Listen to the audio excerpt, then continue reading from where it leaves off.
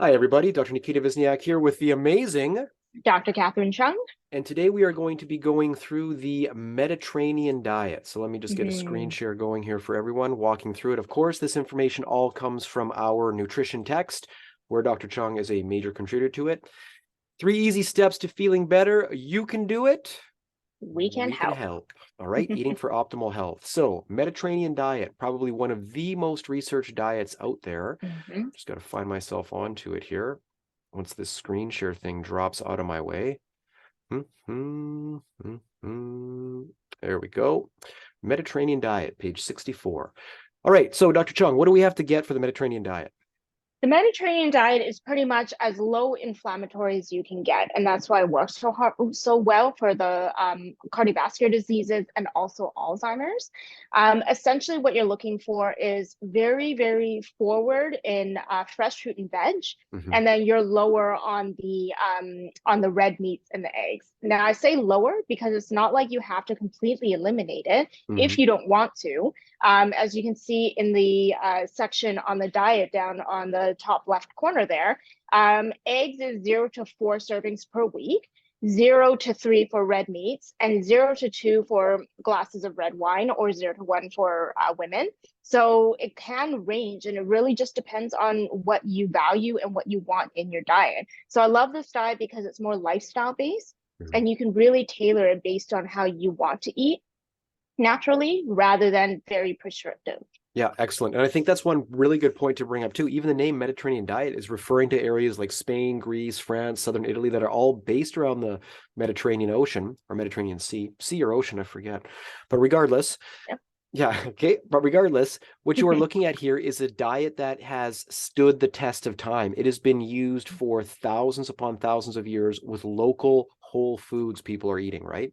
Yep, exactly. And exactly what you're saying, predominantly plant-based. It doesn't have to be strict, but it is predominant. And the reason for that is because they have so much antioxidants, they have all those micronutrients that are really, really helpful to reduce plaque formation, both in the brain, so in Alzheimer's situation, or in the cardiovascular system, so stroke and heart attack risk as well. Yeah, and I don't think people really fully understand this. Like when you make these dietary choices, they have significant changes in the quality and quantity of your life. You will live a Mhm. longer, better life following these changes. Just simply enough here, we've got good research that's supporting reducing the risk of heart attack by nearly 4 times by following a Mediterranean diet, right? Into Mhm. stroke, we can see the same thing where we see drastic reduces in the risk of developing stroke or cardiovascular type injuries that people would suffer from, right? Yeah. And if you see and you look at the epidemiology around in these areas, so in Greece and Spain, there is a much lower risk of these diseases in those populations, specifically because of how they naturally eat and they naturally tailor to their plant-based diets. Mhm.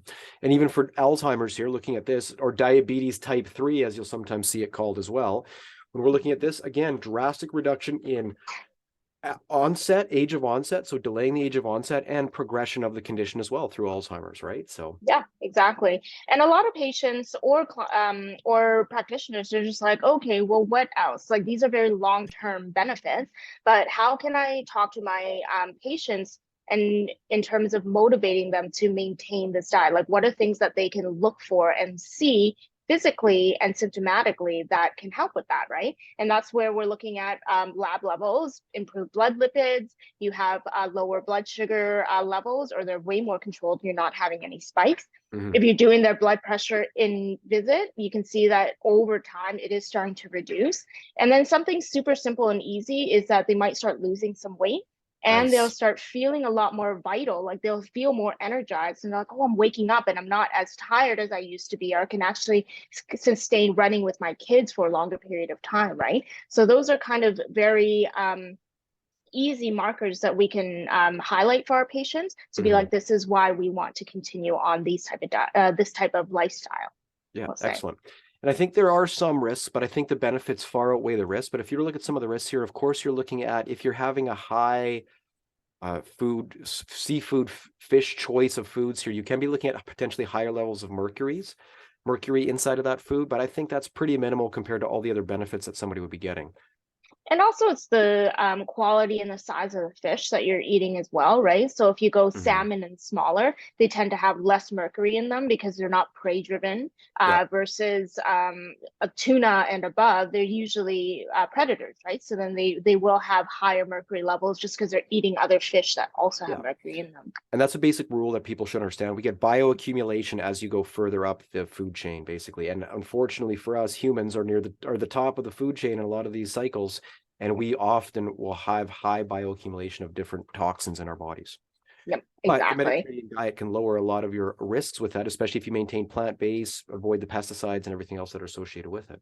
Yeah, exactly. And one other risk is that potentially, if you are going dairy or vitamin D fortified foods low, is that you might get vitamin D deficiency from this as Mhm. well. So it's either you supplement, or an easy way is 15 minutes in the sun or under a UV light, and then Yeah. you'll create enough vitamin D. I mean, obviously people that live in the Mediterranean don't have to worry about that too much because they get sun all the time. Yeah. But for us in Vancouver, Pacific West Coast, where it's just like gray like half of the year, Mhm. definitely go in front of a UV lamp.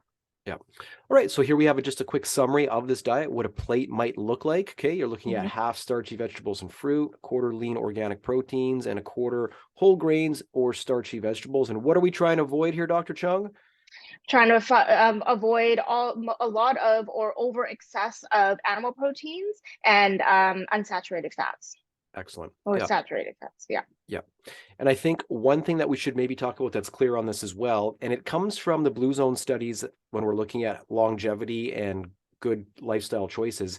A big thing also seen in the Mediterranean diet is social cooking. So families getting together, cooking together and preparing food, gathering food, cleaning Mhm. up after the meals are done, all of that work happening together as a social interaction. Yeah, and even if like you're thinking of social interaction, eating together as well, when you think of Alzheimer prevention, a lot of the times that's they're not engaging their brain. So if you engage your brain, that can help with reducing risk. And then just eating together really does lower your blood pressure too. So it's Yes. just funner when you get Yeah, to share with everyone. absolutely. All right, Dr. Chung, on that happy note, thank you very much for your time, and we'll see you on the Thank next you. video. Have a good Bye. one. Thank you.